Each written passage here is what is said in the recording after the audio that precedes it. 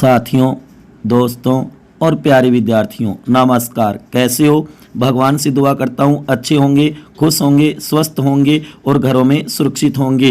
तो आज हम बात करेंगे गुप्त काल के 50 महत्वपूर्ण क्वेश्चन उत्तरों के स्पष्टीकरण के साथ प्रैक्टिस सेट प्रश्नोत्तरी। एक बार इस वीडियो को शेयर कर दो अपने दोस्तों के साथ, हो जाओ तैयार। क्वेश्चन नंबर 1 आपके सामने पढ़िए और इसका उत्तर बताइए कमेंट बॉक्स में। प्यारे विद्यार्थियों, लाइव चैट पे अगर आए हुए हो आप तो इसका आंसर लाइव चैट पर भी कर सकते हो। क्वेश्चन नंबर 1, भारतीय संस्कृति और प्राचीन भारत के इतिहास का स्वर्ण युग था। ए मौर्य काल, बी राजपूत काल, सी मुगल काल, डी गुप्त काल। बताइए, भारतीय संस्कृति और प्राचीन भारत के इतिहास का स्वर्ण युग था, इनमें से कौन सा? बताओ इसका आंसर क्या होगा। प्यारे विद्यार्थियों, 5 सेकंड का समय है आपके पास। सही प्रकार से क्वेश्चन को पढ़ो, उसके बाद ऑप्शन देखो, फिर उत्तर बताओ क्या होगा। इसका सही आंसर है डी गुप्त काल। गुप्त काल में कला, साहित्य, विज्ञान, तकनीक, ज्योतिष, स्थापत्यता में बहुत उन्नति हुई, जिसके कारण इसको भारतीय इतिहास में स्वर्ण युग कहा जाता है, क्लासिक युग। याद रखना प्यारे विद्यार्थियों। क्वेश्चन नंबर 2, भारत का नेपोलियन कहा जाता है। ए चंद्रगुप्त द्वितीय को, बी समुद्रगुप्त को, सी चंद्रगुप्त प्रथम को, डी कुमार गुप्त को। एक बार दोबारा पढ़ो, बहुत ही महत्वपूर्ण क्वेश्चन है, कई बार ये कंपटीशन में पूछा जा चुका है। प्यारे विद्यार्थियों, गौर करो इस क्वेश्चन पे। भारत का नेपोलियन कहा जाता है, बताओ किसको कहा जाता है। आज आपके पास समय भी बहुत है, अच्छी प्रकार से क्वेश्चन को पढ़ो, ऑप्शनों को कट करो और उसके बाद आंसर बताओ। इसका आंसर होगा बी समुद्रगुप्त को, जो कि इतिहासकार या लेखक विंसेंट स्मिथ ने कहा था इसको। यह 100 युद्धों का विजेता था, याद रखना इस बात को। क्वेश्चन नंबर 3, तीसरी शताब्दी में अंत में दक्षिण दक्कन में किस राजवंश का उदय हुआ था? बताओ। ए गुप्त वंश का, बी नागवंश का, सी मौर्य वंश का, डी वाकाटक वंश का। बताओ, तीसरी शताब्दी के अंत में जो दक्षिण, जिसे दक्कन का क्षेत्र कहते हैं, वहां पर किस राजवंश का उदय हुआ था, इनमें से बताओ। साथियों, आज वाले क्वेश्चन बहुत ही महत्वपूर्ण हैं, जो कई बार कंपटीशनों में पूछे गए हैं और आगामी पूछे जा सकते हैं। ध्यान देना इस बात पे। इसका सही आंसर है डी वाकाटक वंश का। तीसरी शताब्दी के अंत में प्रयाग के निकट कौशाम्बी में गुप्त साम्राज्य का उदय हुआ। दक्षिण में वाकाटक वंश, पश्चिम में नागवंश, पूर्व में गुप्त वंश का उदय हुआ। क्वेश्चन नंबर 4, भारतीय इतिहास का स्वर्ण युग माने जाने वाले गुप्त वंश का संस्थापक था। बताओ कौन था गुप्त वंश का संस्थापक? ए समुद्रगुप्त, बी चंद्रगुप्त प्रथम, सी श्रीगुप्त, डी चंद्रगुप्त द्वितीय विक्रमादित्य। बहुत ही महत्वपूर्ण क्वेश्चन है, आज एक से बढ़कर के एक क्वेश्चन है। प्यारे विद्यार्थियों, सभी को अच्छी तरीके से तैयार कर लेना। उत्तरों के स्पष्टीकरण को तो जरूर देखना है, अति महत्वपूर्ण बातें हैं साथियों। दोबारा देखो क्वेश्चन। भारतीय इतिहास का स्वर्ण युग माने जाने वाले गुप्त वंश का संस्थापक था। इसका सही आंसर होगा सी श्रीगुप्त। 275 ईस्वी में श्रीगुप्त ने गुप्त साम्राज्य की स्थापना की। यही गुप्त वंश का आदि पुरुष कहलाता है, इस बात को भी ध्यान में रखना है। क्वेश्चन नंबर 5, गुप्तों का मूल निवास स्थान था। बताओ कौन सा था? ए बंगाल, बी कौशल, सी गंगा यमुना का दोआब क्षेत्र, डी पूर्वी उत्तर प्रदेश व मगध का क्षेत्र। दोबारा देखो क्वेश्चन को। गुप्तों का, जो गुप्त शासक हुए, गुप्त वंश है ना, उन गुप्तों का मूल निवास स्थान था, इनमें से कौन सा था? प्यारे विद्यार्थियों बताओ, इसका आंसर क्या होगा।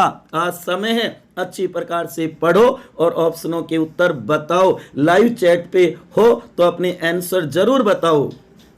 इसका सही आंसर है डी पूर्वी उत्तर प्रदेश व मगध। केपी जायसवाल ने शूद्र, हेमचंद ने ब्राह्मण, गौरीशंकर ओझा ने क्षत्रिय, रोमिल थापर ने वैश्य बताया है, इनको ध्यान रखना।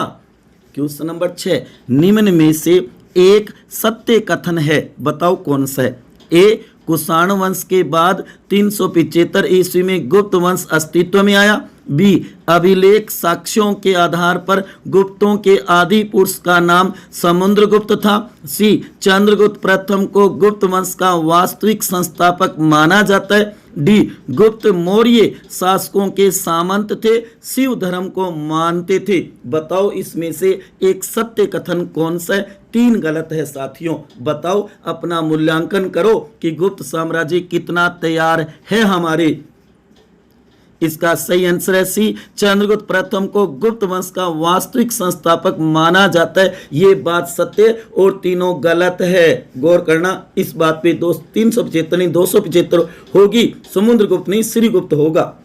क्वेश्चन नंबर 7, गुप्त वंशावली में सबसे पहला शासक कौन था जिसने महाराजाधिराज की उपाधि ग्रहण की? बताओ कौन सा था? ए श्रीगुप्त ने, बी चंद्रगुप्त प्रथम ने, सी समुद्रगुप्त ने, डी चंद्रगुप्त द्वितीय विक्रमादित्य ने। बताओ महाराजाधिराज की उपाधि सर्वप्रथम किस गुप्त शासक ने ग्रहण की थी? अति महत्वपूर्ण क्वेश्चन है साथियों। आज वाले क्वेश्चन बहुत ही महत्वपूर्ण, रोचक और मजेदार होंगे।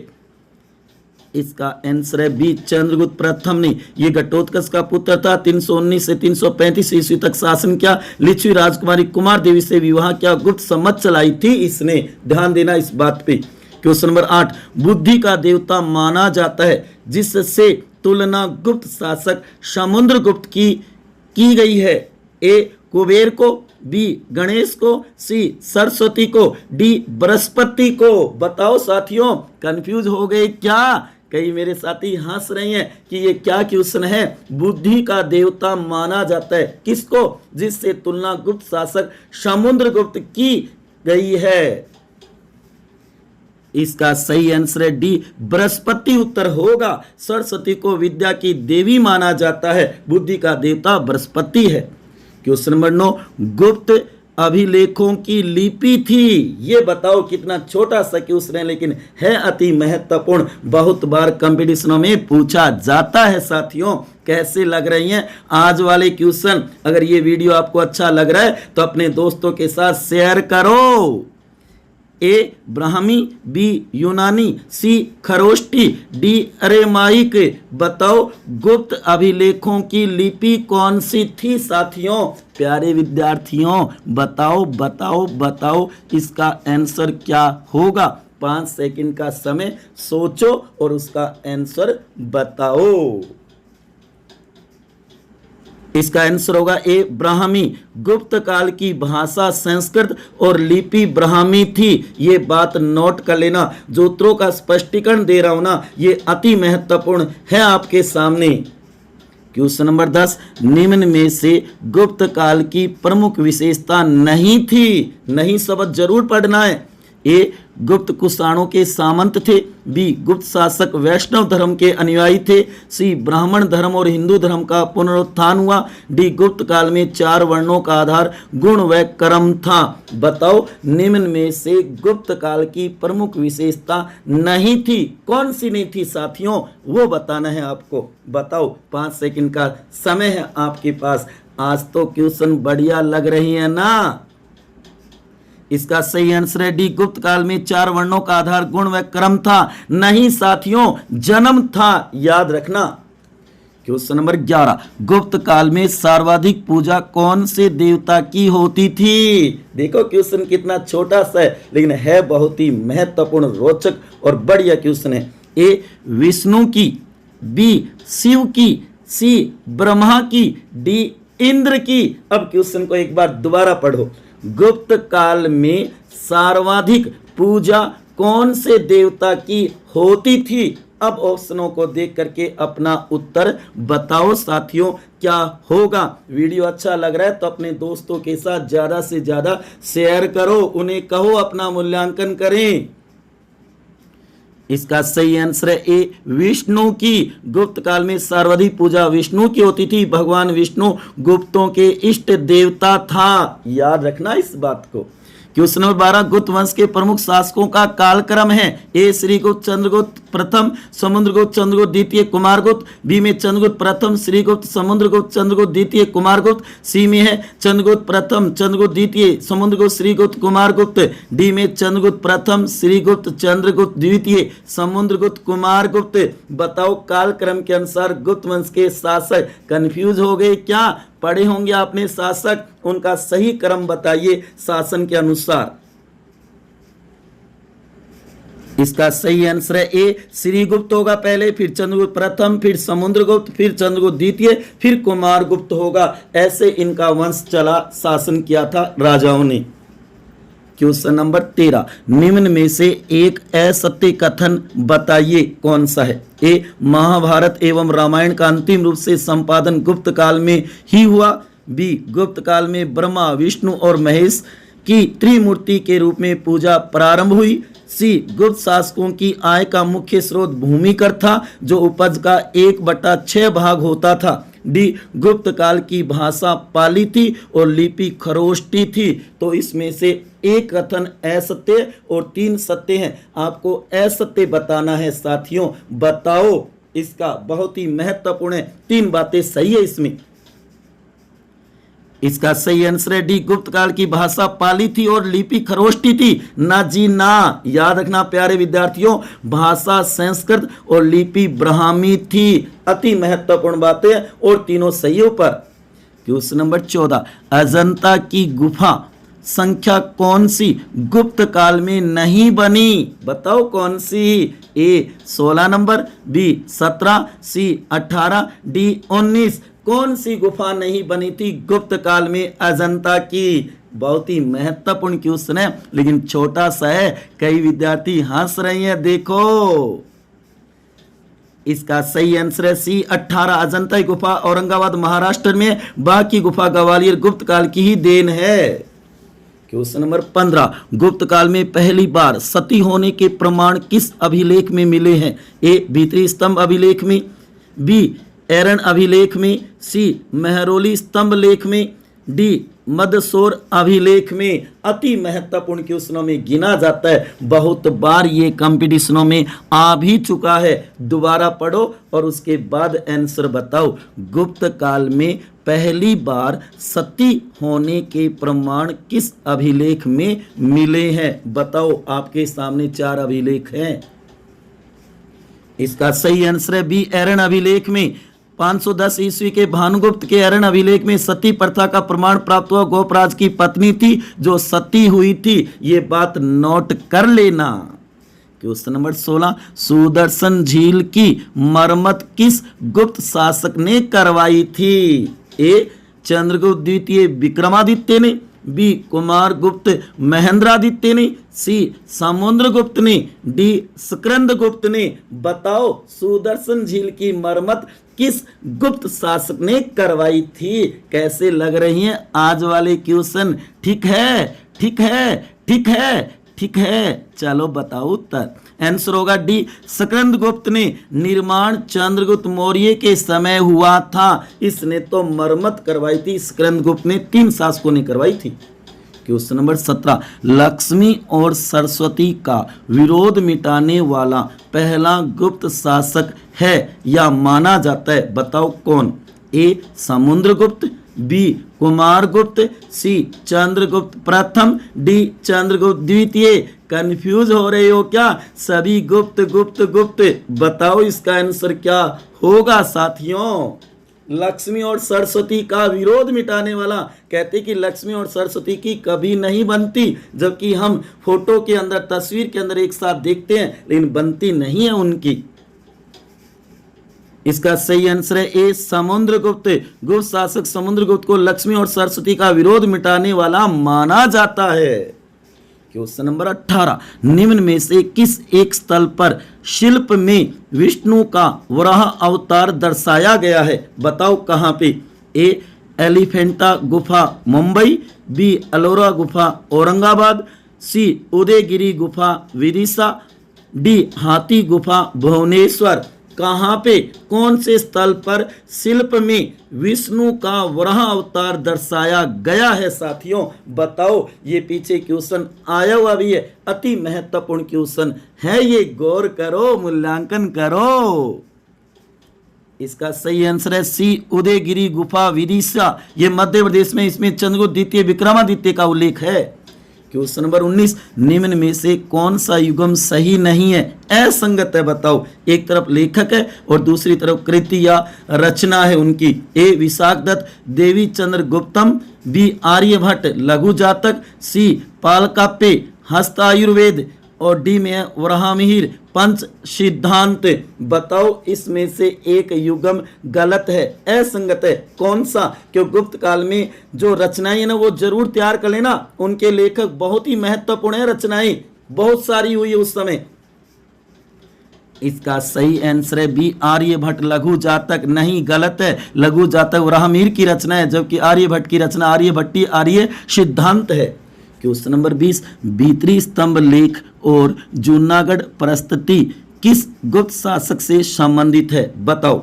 ए समुद्रगुप्त से, बी कुमारगुप्त से, सी चंद्रगुप्त द्वितीय से, डी स्कंदगुप्त से, बताओ। भीतरी स्तंभ लेख और जूनागढ़ प्रस्तुति किस गुप्त शासक से संबंधित है साथियों, बताओ। कैसे लग रही है आज वाले क्वेश्चन, ठीक है ना, शेयर कर दो, एक थम्स अप तो बनती है। इसका सही आंसर है डी, स्कंदगुप्त से। इसके अंदर गुप्त सम्मत का उल्लेख भी किया गया है, किसमें, जूनागढ़ में। क्वेश्चन नंबर 21, गुप्त काल का सर्वश्रेष्ठ मंदिर दशावतार स्थित है, बताओ कहाँ पे। ए सतना में, बी देवगढ़ में, सी जबलपुर में, डी सिरपुर में, बताओ। दशावतार कहते हैं कि मंदिरों का निर्माण गुप्त काल की ही देन मानी जाती है, ये बात भी याद रखना साथियों, बताओ। दशावतार मंदिर कहाँ पे है जो गुप्त काल का सर्वश्रेष्ठ मंदिर माना जाता है। इसका सही आंसर होगा बी, देवगढ़ में। ये झांसी उत्तर प्रदेश में जो पंचायतन शैली का बनने वाला प्रथम मंदिर माना जाता है, देवगढ़ में दशावतार मंदिर।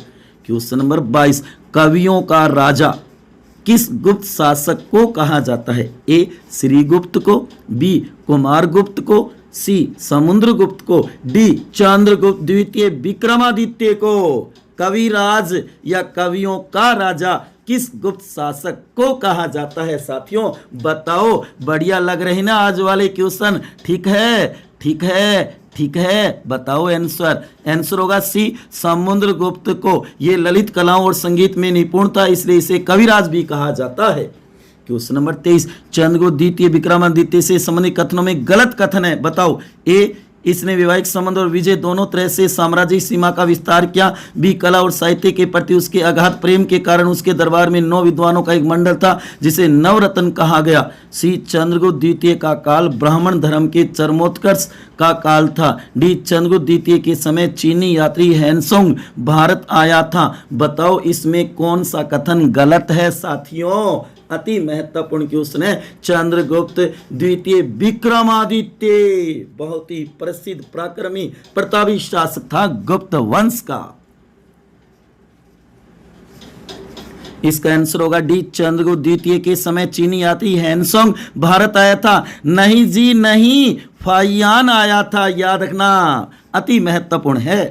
क्वेश्चन नंबर 24, किस गुप्त राजा के शासनकाल में सबसे अधिक संख्या में अभिलेख अस्तित्व में आए। ए चंद्रगुप्त द्वितीय विक्रमादित्य, बी महान सम्राट अशोक, सी समुद्रगुप्त, डी कुमारगुप्त प्रथम। तो बी ऑप्शन तो वैसे ही कटोरा है, किस गुप्त राजा, तो ये गौर करो साथियों। ऐसे भी कई बार हम क्वेश्चन के आंसर तक जा सकते हैं, आंसरों को कट करना सीखो प्यारे विद्यार्थियों, दोस्तों, युवा साथियों। कैसे लग रही हैं आज वाले क्वेश्चन।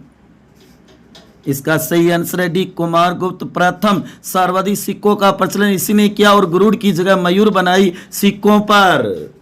क्वेश्चन नंबर 25, भारतीय प्राचीन काल में भारत के पूर्वी तट पर स्थित किस बंदरगाह से जावा, सुमात्रा, चीन आदि देशों से व्यापार होता था गुप्त काल के समय, बताओ कौन सा ऐसा बंदरगाह था। ए कोलकाता, बी विशाखापट्टनम, सी ताम्रलिप्ति, डी भड़ोच। बताओ प्राचीन काल में भारत के पूर्वी तट पर स्थित किस बंदरगाह से पूर्वी तट पे स्थित था वो बंदरगाह बताओ जो जावा, सुमात्रा, चीन आदि देशों से व्यापार होता था उसके द्वारा। साथियों ऐसे क्वेश्चन भी बना दिए जाते हैं कंपटीशन में, गौर करो। देखो कई साथी तो कंफ्यूज हो रहे हैं, सर हमने तो सुना ही नहीं ऐसा कभी। इसका आंसर होगा सी ताम्रलिप्ति। ये पूर्व दिशा में बंगाल की तरफ था जबकि भड़ोच पश्चिम में गुजरात की तरफ था। ये दोनों प्रसिद्ध बंदरगाह थे गुप्त काल के। क्वेश्चन नंबर 26, महान कवि कालिदास किस गुप्त शासकों के समकालीन थे?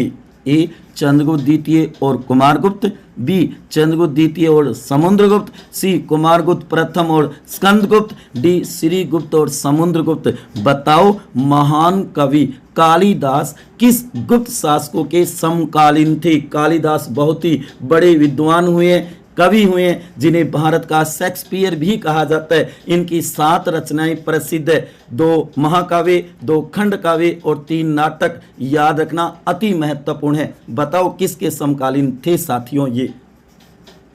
इसका आंसर होगा ए चंद्रगुप्त द्वितीय और कुमारगुप्त की। कालिदास चंद्रगुप्त द्वितीय के नवरत्नों में से एक था, ये बात भी ध्यान में रखना।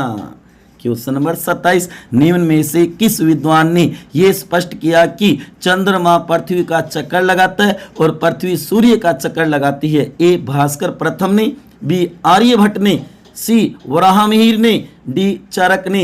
बताओ ये बात किस विद्वान ने स्पष्ट की थी? अति महत्वपूर्ण है क्योंकि गुप्त काल में ये मानव विज्ञान और ज्योतिषी और खगोल विज्ञान में भी बड़ी उन्नति हुई थी, तभी तो स्वर्ण युग कहा जाता है इसे भारतीय इतिहास का। कैसे लग रही हैं प्यारे विद्यार्थियों आज वाले क्वेश्चन? लाइक कर दो अभी तक नहीं किया है तो। इसका आंसर होगा सी वराहमिहिर। ऐसे विद्वान थे जिन्होंने ये बात स्पष्ट की थी। क्वेश्चन नंबर 28, किस गुप्त शासक ने नालंदा विश्वविद्यालय की स्थापना की थी? ए कुमारगुप्त प्रथम ने, बी चंद्रगुप्त प्रथम ने, सी चंद्रगुप्त द्वितीय ने, डी समुद्रगुप्त ने। बताओ बताओ बताओ बताओ साथियों इसका आंसर क्या होगा? कंफ्यूज तो नहीं हुए ना मेरे प्यारे विद्यार्थी? बताओ इसका आंसर क्या होगा? किस गुप्त शासक ने नालंदा विश्वविद्यालय की स्थापना की थी? इन चारों में से अति महत्वपूर्ण क्वेश्चन है, बहुत बार पूछा गया है कंपटीशनों में। इसका आंसर होगा एक कुमारगुप्त प्रथम ने। इस विश्वविद्यालय को ऑक्सफोर्ड ऑफ महायान बौद्ध कहा जाता है, नोट कर लेना। क्वेश्चन नंबर 29, कुमारगुप्त प्रथम के सुव्यवस्थित शासन का वर्णन उसके मदसौर अभिलेख से मिलता है। बताइए मदसौर अभिलेख के रचनाकार कौन है? बताओ उसके लेखक कौन है? ए हरिसेन, बी वत्स भट्टी, सी कालिदास, डी अमर सिंह। बताओ साथियों इसका आंसर क्या होगा? सोचो, क्वेश्चन को अच्छी प्रकार से पढ़ो फिर आंसर बताओ। पेपर में कंफ्यूज हो जाते हम, एग्जाम हॉल की स्थिति कुछ ऐसी होती है साथियों, तैयारी का मूल्यांकन करो। इसका आंसर होगा बी वत्स भट्टी। गुप्त शासकों में सर्वाधिक अभिलेख 18 कुमारगुप्त के ही मिले हैं। क्वेश्चन नंबर 30, निम्न में से कौन सा एक कथन अजंता चित्रकला के संबंध में सही नहीं है? ए यह चित्र गुफा भित्तियों पर बिना कोई पूर्व उपचार किए बनाए गए थे, बी दृश्यों को अलग अलग विन्यास से नहीं विभाजित किया गया है, सी यह चित्र अधिकतर जातक कथाओं को दर्शाते हैं, डी इन चित्रों में कहीं कहीं गैर भारतीय मूल के मानव चित्र दर्शाए गए हैं। ये फर्स्ट ग्रेड में पूछा गया था 2014-15 में। अति महत्वपूर्ण क्वेश्चन है। निम्न में से कौन सा एक कथन अजंता चित्रकला के संबंध में सही नहीं है साथियों? बताओ, कंफ्यूज तो नहीं हो गए होंगे क्योंकि गुप्त काल से साहित्य, कला, संस्कृति से पूछे जाते हैं। इसका आंसर होगा ए ये चित्र गुहा भित्तियों पर बिना कोई पूर्व उपचार किए बनाए गए थे। ये इसकी विशेषता नहीं है साथियों। क्वेश्चन नंबर 31, किस अभिलेख में कालिदास एवं भारवी दोनों के नाम का उल्लेख मिलता है? ए समुद्रगुप्त की प्रयाग प्रस्तुति में, बी तालकुंड स्तंभ अभिलेख में, डी रुद्रदामन की गिरनार प्रस्तुति में, डी पुलकेशिन की एहुल प्रस्तुति में बताओ किस अभिलेख या प्रस्तुति में कालिदास एवं भारवी दोनों के नामों का उल्लेख मिलता है? बताओ साथियों, बताओ प्यारे विद्यार्थियों, इसका आंसर क्या होगा? लिखो कमेंट बॉक्स में इसका आंसर, फिर मूल्यांकन करो कि आपका कौन सा क्वेश्चन सही हुआ, कौन सा गलत हुआ। इसका आंसर होगा डी, पुलकेशिन की अहुल प्रस्तुति में इसकी रचना कालिदास तथा भारवी की काव्य शैली पर की गई है, तब माना है। क्वेश्चन नंबर 32, निम्न में से किस गुप्त शासक ने नागवंश की राजकुमारी कुबेर नागा से विवाह किया और अपनी स्थिति को मजबूत किया? बताओ वह गुप्त शासक कौन था? ए, समुद्रगुप्त ने, बी, चंद्रगुप्त विक्रमादित्य ने, सी, कुमारगुप्त महेंद्रादित्य ने, डी, चंद्रगुप्त प्रथम ने। बताओ राजकुमारी कुबेर नागा से विवाह किया था और अपनी स्थिति को सुदृढ़ किया, मजबूत किया था, ऐसा गुप्त शासक कौन था? बताओ साथियों। इसका आंसर होगा बी, चंद्रगुप्त विक्रमादित्य, वही हो सकता है। नहीं, इसमें वैवाहिक संबंध और विजय दोनों के द्वारा साम्राज्य का विस्तार किया था साथियों। क्वेश्चन नंबर 33, उस गुप्तकालीन विद्वान का नाम बताइए जिसने सर्वप्रथम गणित को पृथक विषय के रूप में स्वीकार कर उसका विश्लेषण किया? ए, आर्यभट्ट ने, बी, नागार्जुन ने, सी, भास्कर प्रथम ने, डी, वराहमिहिर ने। बताओ साथियों ऐसा विद्वान कौन सा था गुप्तकालीन? अति महत्वपूर्ण क्वेश्चन है। आज वाले क्वेश्चन कैसे लग रहे हैं बता दो साथियों। अगर अच्छे लग रहे हैं तो ज्यादा से ज्यादा इसे शेयर करना। कैसा हो रहा है आपका मूल्यांकन बताओ। इसका आंसर है ए, आर्यभट्ट ने। गुप्तकालीन ज्योतिषियों में आर्यभट्ट के विचार सर्वाधिक वैज्ञानिक माने जाते हैं। क्वेश्चन नंबर 34, गुप्तकालीन स्वर्ण सिक्कों का सबसे बड़ा ढेर राजस्थान में किस स्थान से प्राप्त हुआ है? म्हारो राजस्थान, अपना राजस्थान। ए, जालोर से, बी, जैसलमेर से, सी, बांसवाड़ा से, डी, बयाना से। बताओ कहां से स्वर्ण सिक्कों का बड़ा ढेर प्राप्त हुआ है गुप्तकालीन का? अति महत्वपूर्ण क्वेश्चन है, पीछे कई बार पूछा भी गया है ये क्वेश्चन। साथियों गौर करो। ठीक है, ठीक है, ठीक है। इसका आंसर होगा डी, बयाना से। भटपुर बयाना में ये सिक्कों का ढेर मिला है। यह सिक्के स्वर्ण, रजत तथा तांबे के हैं। क्वेश्चन नंबर 35, समुद्रगुप्त की जानकारी निम्न में से किस लेख में मिलती है? ए, एरन के अभिलेख से, बी, मदसौर के अभिलेख से, सी, नासिक गुहा अभिलेख से, डी, भीतरी स्तंभ लेख से। बताओ समुद्रगुप्त भारत का नेपोलियन, 100 युद्धों का विजेता, कभी नहीं हारा था। समुद्रगुप्त की जानकारी निम्न में से किस लेख में मिलती है? बताओ इसका आंसर क्या होगा? इसका आंसर होगा ए, एरन अभिलेख से। यह मध्य प्रदेश के सागर जिले में स्थित है और यह खंडित अवस्था में है। क्वेश्चन नंबर 36, निम्नलिखित चीनी यात्री भारत आए। ठीक है, 1 नंबर है इत्सिंग, 2 नंबर है हैनसोंग, 3 नंबर है फायान। इनकी यात्रा का सही काल क्रम निम्न कूट में से चुनिए। पहले कौन आया, बाद में कौन और बाद में कौन आया, ऐसे बताना है। ए में 1 2 3, बी में 2 3 1, सी में 3 2 1, डी में 3 1 2। बताओ इनका कालक्रम भारत आने का। ये तीनों चीनी यात्री है, ऐसा क्वेश्चन भी बनाया जाता है साथियों। इसका सही आंसर है सी, 3 2 1। सबसे पहले फायान, उसके बाद में हैनसोंग, फिर इत्सिंग आएगा। क्वेश्चन नंबर 37, गुप्त स्वर्ण एवं रजत सिक्के मूलतः निम्न के सिक्कों पर आधारित थे। बताओ किस पे आधारित थे? ए, रोमन और शक क्षत्रप पे, बी, कुषाण और योधे, सी, कुषाण और शक क्षत्रप, डी, रोमन और कुषाण। समझ गए क्या क्वेश्चन को कि गुप्त वंश के, गुप्त काल के जो स्वर्ण और रजत के जो सिक्के थे वह मूलतः सिक्के किस पर आधारित थे साथियों?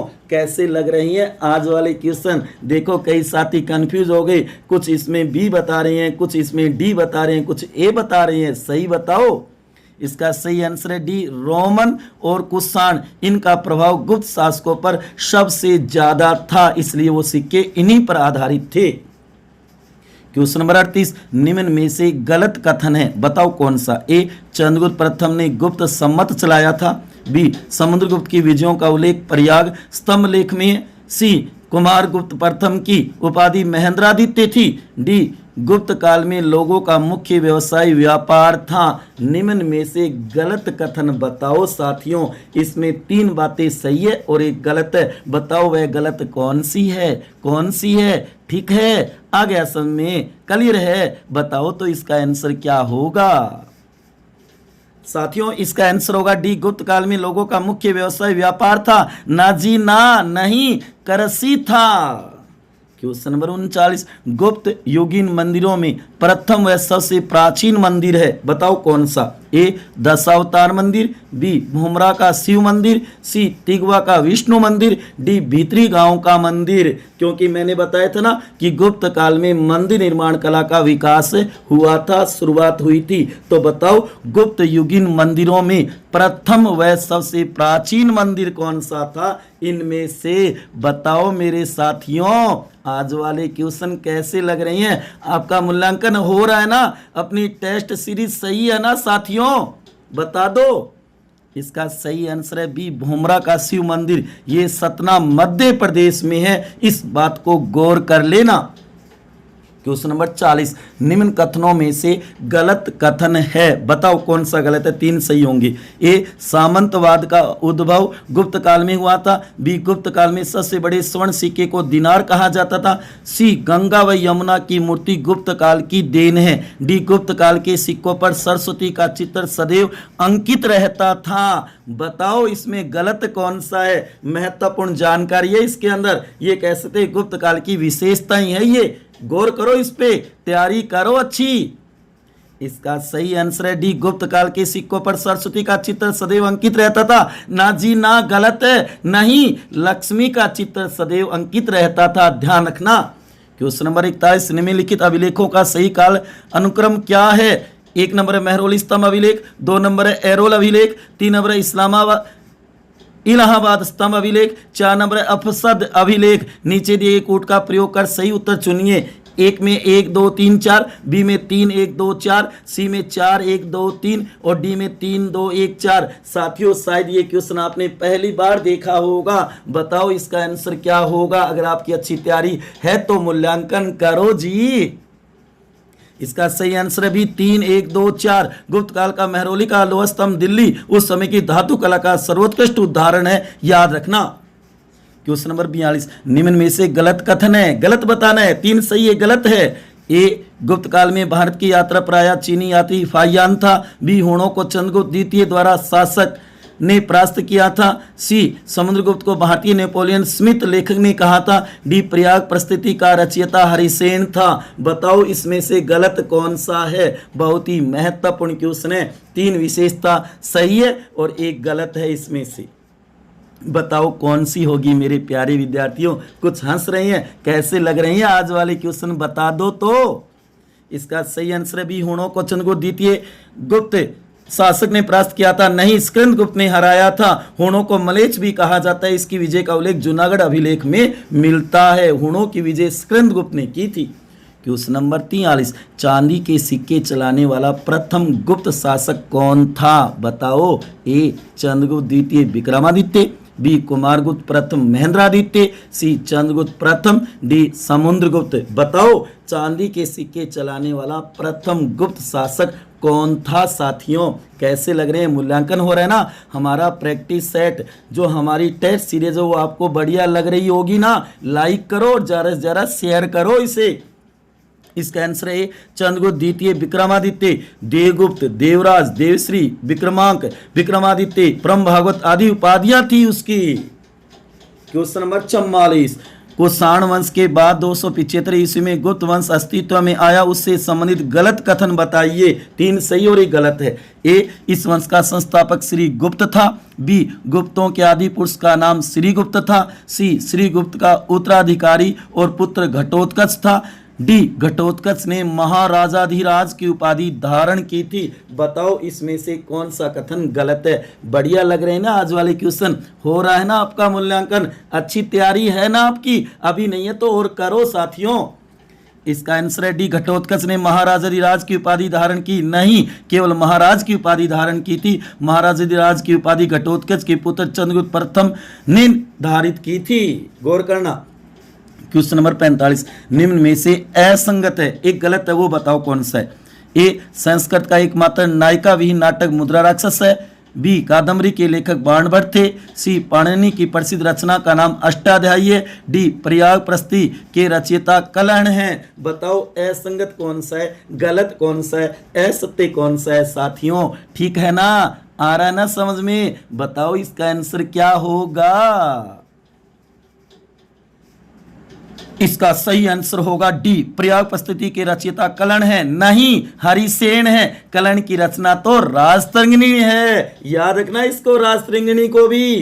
क्वेश्चन नंबर 46, निम्न में से कौन सा एक युगम सही सुमेलित नहीं है। बताओ। ए, पंचतंत्र दंत कथा। बी, मालविकाग्नि मित्रम महाकाव्य। सी, पंच सिद्धांतिका खगोल शास्त्र। डी, मालती माधव नाटक। बताओ इनमें से कौन सा एक सुमेलित नहीं है। अति महत्वपूर्ण क्वेश्चन है, ये भी पीछे स्कूल व्याख्याता में पूछा गया था। तो गुप्त साम्राज्य को तैयार कर लो साथियों, एक दो क्वेश्चन पूछे जाते हैं इसके। इसका आंसर होगा बी, मालविकाग्नि मित्रम महाकाव्य। नहीं, ये कालिदास का एक नाटक है, महाकाव्य नहीं है।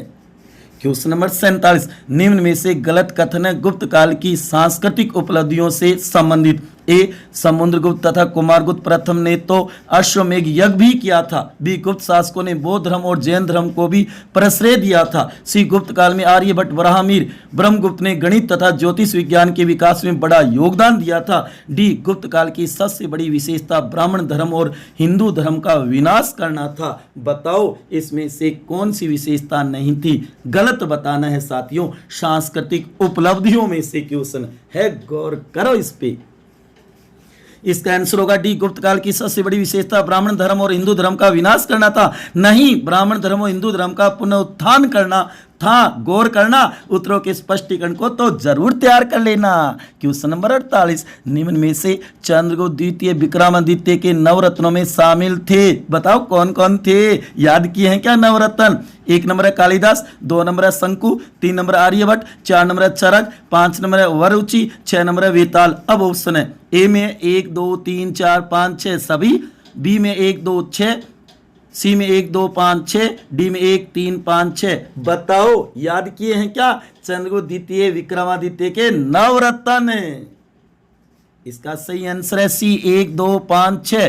WWW काली घटा अमर घट क्षण पण। इस तरीके से ये 9 देख सकते हैं, इन्हें तैयार कर लेना। कौन थे ये 9? वेताल, वरुचि, वराहमिहिर, कालिदास, घरकटपर, अमरसिंह, धनवंतरी, शंकु, छपड़क। क्वेश्चन नंबर 49, प्रसिद्ध चीनी यात्री फाहियान जो गुप्त काल में भारत आया था उससे संबंधित कथनों में असत्य कथन है। बताइए। ए, ये चंद्रगुप्त प्रथम के समय आया था 399 से 414। इसकी प्रसिद्ध पुस्तक का नाम फो क्यों की था। सी, इसने अपनी यात्रा वृत्तांत में मध्य प्रदेश को ब्राह्मणों का देश कहा है। डी, भारत आने वाला ये प्रथम चीनी यात्री था। इसका अर्थ है धर्म का प्रकाश। बताओ, फाहियान के बारे में पढ़ा है तो इसका आंसर बताओ। 49 नंबर है, एक ही रहा है। इसका आंसर है ए, ये चंद्रगुप्त प्रथम के समय आया था 399 ईस्वी 414। ये चंद्रगुप्त द्वितीय विक्रमादित्य के समय आया था। गौर कर लेना ये बात, चंद्रगुप्त प्रथम के समय नहीं, चंद्रगुप्त द्वितीय विक्रमादित्य के समय पहला चीनी यात्री था। क्वेश्चन नंबर अंतिम, क्वेश्चन नंबर 50, गुप्त शासक समुद्रगुप्त से संबंधित सत्य कथन बताइए। पढ़ो जल्दी से इसको। 1 नंबर समुद्रगुप्त एक महान विजेता था, इसके साम्राज्य की राजधानी पाटलिपुत्र थी। 2 नंबर समुद्रगुप्त की सामरिक विजय का विवरण हरिसेन के काव्य पर्याय प्रस्तुति अभिलेख में मिलता है। 3 नंबर समुद्रगुप्त ने उत्तर भारत के आर्यवर्त के 9 राजाओं को पराजित किया था प्रबोधन नीति से।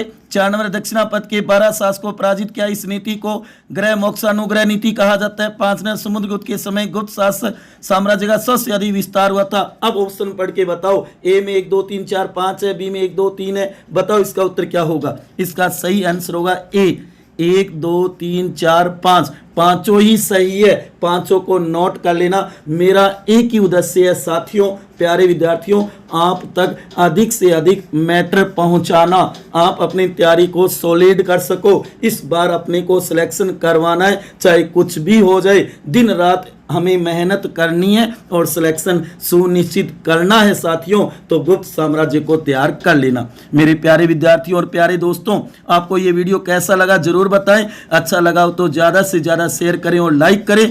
आपने अपना कीमती समय निकाल कर ये वीडियो देखा, उसके लिए आपका बहुत बहुत आभार और बहुत धन्यवाद। आज वाले क्वेश्चन कैसे लगे जी बताओ।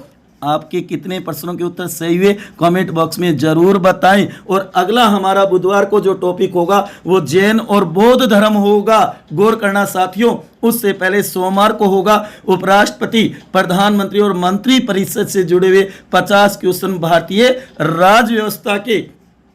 भारतीय इतिहास का टॉपिक कौन सा होगा? बौद्ध और जैन धर्म से जुड़े हुए 50 क्वेश्चन होंगे अति महत्वपूर्ण, जो बार बार कंपटीशनों में पूछे जाते भी है और पूछे गए भी हैं पीछे, तो उनके ऊपर हम डिस्कस करें। तो हमारा ये प्रश्नोत्तरी टेस्ट सीरीज आपको कैसा लग रहा है साथियों, जरूर बताना। क्या आपकी तैयारी अच्छी हो रही है क्या? इससे ये ना हो कि आपकी तैयारी डिस्टर्ब हो रही है, ऐसा नहीं होना चाहिए। इसी के साथ आपका बहुत बहुत धन्यवाद।